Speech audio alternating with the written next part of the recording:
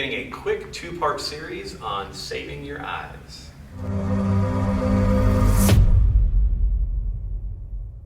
If you are unaware, March is called Save Your Vision Month in the United States. And at Z-Health, we've been talking about vision training for a decade and a half.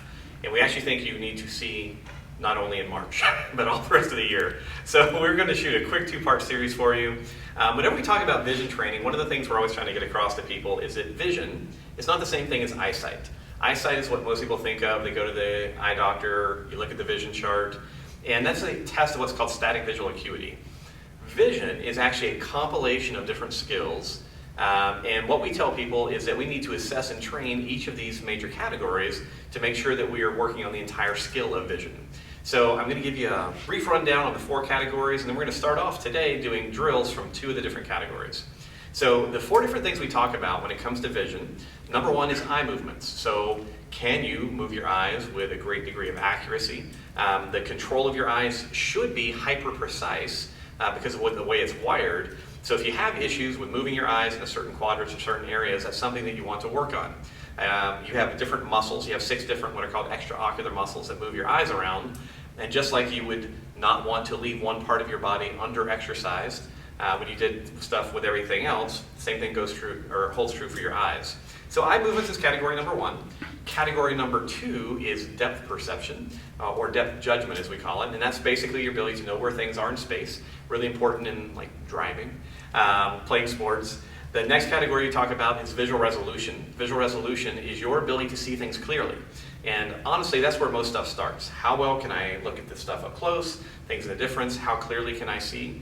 And then finally, we have what's called peripheral awareness, and that's your ability to see everything that you're not looking at. So when we talk about vision and Save Your Vision Month, whenever I hear that, I think, am I working on my peripheral vision? Am I working on my depth judgment? Am I working on my visual resolution? Am I working on my eye movements? Because if you want to undertake real vision training, I believe that you should be doing something out of all of those categories. And it varies depending on your level of activity. But what we want to do is give you a couple different examples today of working with the eye movements and also depth perception. You will need 2 tools, 1 pen and a second pen. All right, I'll grab the second pen when we get to the second exercise. So you want 2 pens to do this. You can do it with your fingers, but it actually works better to have a visual target with something written on it. So I'm just going to use this handy dandy Z-Health pen. So our first exercise comes out of the eye movements category. So eye movements, like I said, there's a lot of different weird names like saccades and smooth pursuits when you get into the science of the eyes. But put very simply, if you think about the idea that you have 6 muscles around your eyes that should allow your eyes to travel in any direction with a great deal of accuracy, we want to think about, are there ways that I can train that and maybe kind of strengthen and stretch the eye muscles a little bit? So your first exercise is going to be called eye spirals. You're going to grab a pen, find something that you can see clearly, all right? So on this pen, I'm going to look at the H in Z-Health. I'm going to start holding the pen out in front of me, keep my head still. That's going to be one of the key pieces of this. And I'm going to begin making small spirals. All right, so I'm going to bring the pen closer to my eyes and further away. Now, as I do this, I'm trying to keep the picture, the sight picture, very clear of the H. I want to go in each direction. Now, I'm making the spiral smaller and larger to make my eyes move in different directions. Now, once I've done kind of this basic spiral, I'm going to start to change it. I'm going to do a vertical spiral. So I'll start large here, bringing my eyes down and up, and then I'll make it smaller. Again, always staying focused on my vision target. And then after I've done this direction, I then want to do spirals on a diagonal.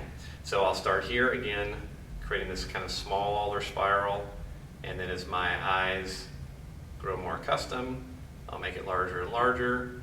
And then finally, I need to do one in this direction. So I'd be repeating the drill, probably utilizing my opposite hand, which turns it into a nice coordination drill as well. So remember, your basics here are to keep your head still. You can start off with either large or small spirals. It doesn't matter to me, but we're kind of taking advantage of 2 things here. We're making our eyes move in a very articulate way, very precise way, but we're also trying to go through full range of motion. So your end goal with these spirals is to eventually have your eyes traveling to the extremes of the different ranges of motion as if you were standing in the middle of a compass. So we want our eyes to go up, down, right, left, and on the diagonals to their full range of motion. And that's going to give our eye muscles a nice little workout. So that's a very simple eye movement exercise. So that's category number 1. For category number 2, we're going to be working on depth judgment. For that, we're going to need another pen. So this is a simple little exercise. It doesn't even have a name, all right? So it's a really simple idea. But basically what we want to recognize as a depth judgment is our ability to differentiate where one object is in relationship to another object in space. Now, depth judgment obviously applies across multiple long distances, but also short distances. So this is a short distance depth perception drill utilizing 2 pins. Here's how you're going to do it.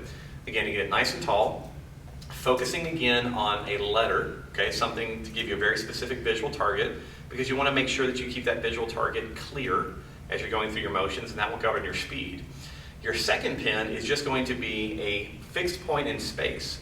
So what we're going to be doing is combining our eye spiral, or the first spiral, with now we're adding a depth judgment that we have to make. So I'm going to begin with this pin quite close, focus on the H on this pin, and begin a small spiral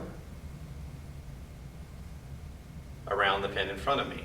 I'll make it larger, again focusing on the letter on this pin, and then I'm going to change the position. And so as I do this, I actually start to give myself some training in knowing where things are in space and moving around them. Now I recommend that you then switch hands and repeat the same thing, because in this particular drill, we're not just trusting our eyes, we're also utilizing some information coming from our proprioceptive system and other systems. But ultimately, this is a really cool drill, because if you focus on, again, the visual target on your first pin and move your other pin and require yourself to go around it, it's going to train that depth perception portion of your visual system. Again, at these short distances, but I find it to be really, really useful. So if people have difficulty with reading, meaning they're always kind of moving the book back and forth because they're having a difficult time with resolution, sometimes this depth perception drill actually can make a big difference and help stabilize your visual work. Now, very, very simple, very easy to remember in terms of how long and how much to do. What I tell people with the spirals, the first exercise, do 5 spirals in each direction, working out to your largest range of motion. When it then comes to the depth perception drill, usually 30 seconds to a minute several times a day is sufficient to actually get a benefit from the exercise. So those are our first 2. Remember our 4 categories of vision: visual resolution, eye movements, depth perception, and peripheral awareness. We've given you exercises from the first 2, eye movements and depth perception, and in our next video we will cover exercises for peripheral vision or peripheral awareness, as well as visual resolution. Hope this is helpful for you, and remember, March is Save Your Vision Month, but really every month is. So good luck with these. If you have any questions, let us know.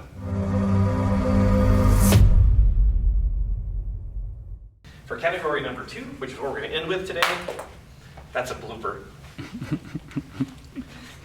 Try that one more time.